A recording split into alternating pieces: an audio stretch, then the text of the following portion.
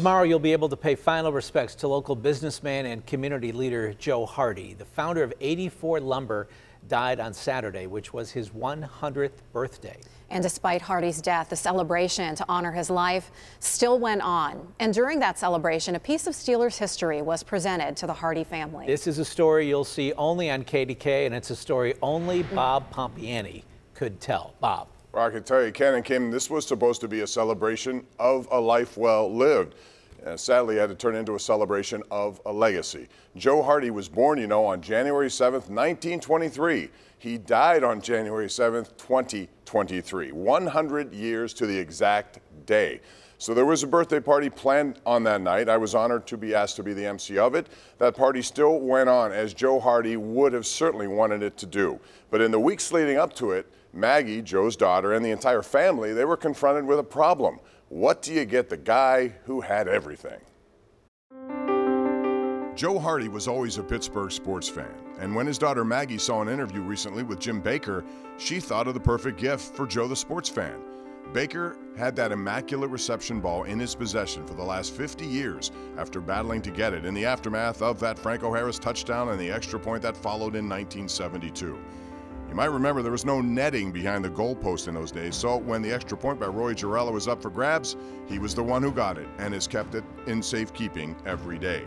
Recently, Baker was interviewed and indicated that he wanted this ball to be kept in the Pittsburgh area forever and not flipped by collectors looking to cash in on it. Well, Maggie Hardy saw that, set up a meeting with Mr. Baker with assurances that she wanted this as a gift for her father and nothing more. Baker was very comfortable with that promise and that arrangement, so they made a deal, and Maggie had the perfect gift for her dad. On Saturday, the plan was for Jim Baker to hand the ball off to Franco Harris, who would then turn and hand it off to Mr. Hardy. Unfortunately, Franco had suddenly passed away, as you know, just days before the celebration of the 50th anniversary, so who could do the honors then? Ladies and gentlemen, Mr. Troy Polamalu would like to present that ball to Maggie after Mr. Baker presents it to Troy. Troy Polamalu, who over the last 16 years developed a very special relationship with Joe Hardy. The gift was there, unfortunately, without Joe to receive it. Hey, this is just phenomenal, and I do wish, Dad, I wish you were here now to see this. But yeah.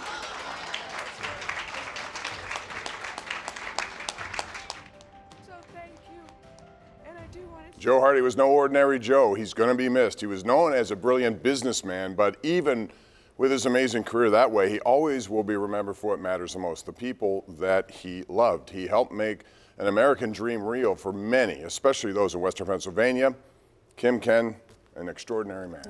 What a moment that was. An emotional moment. My goodness. So tell us about the relationship between Troy Polamalu and Joe Hardy. It's interesting because, you know, 16 years ago, Joe had an 84th birthday party. Troy and Theodora were up there. The Steelers had been eliminated from the playoffs, so they had a weekend to kill. And they had heard about this resort. They'd never been there. And they said, strange, it's in Uniontown. You know, I haven't heard. So they decided to go. So while up there, Troy was in a hot tub of a spa, you know. Okay. And Joe walks in, didn't know who he was, sat down. They're both in the hot tub. And so Joe says, hey, how are you? What do you do? He goes, oh, I work in Pittsburgh, Troy said. Troy said to Joe, what do you do? He goes, well, I own this place. Really? You own this place? Yep. Anyway, it became something that he said, look, my daughter's supposed to have a birthday party for me tomorrow. It's supposed to be pretty big. I'm not supposed to know, but I'd like to invite you. And Troy said, well, Mr. Hardy, we're flying out of town tomorrow, and I don't have any clothes anyway. Don't worry about it. Go down over here, Uniontown, there's a place. Bought clothes for them. They decided to stay and see what it was about. And a relationship was born that has lasted all these years. Wow. And Mr. Hardy has traveled out to the kids' birthday parties in San Diego. So something very Two icons and a hot tub. That's how it all Really? And a hot tub. started. Yes. Well, you know, great that you were there. Great that Troy was able to be there for this. Bittersweet for sure, but a celebration of an incredible life. So special. My Totally. goodness. All right. Thank you, Bob. Bob, thanks.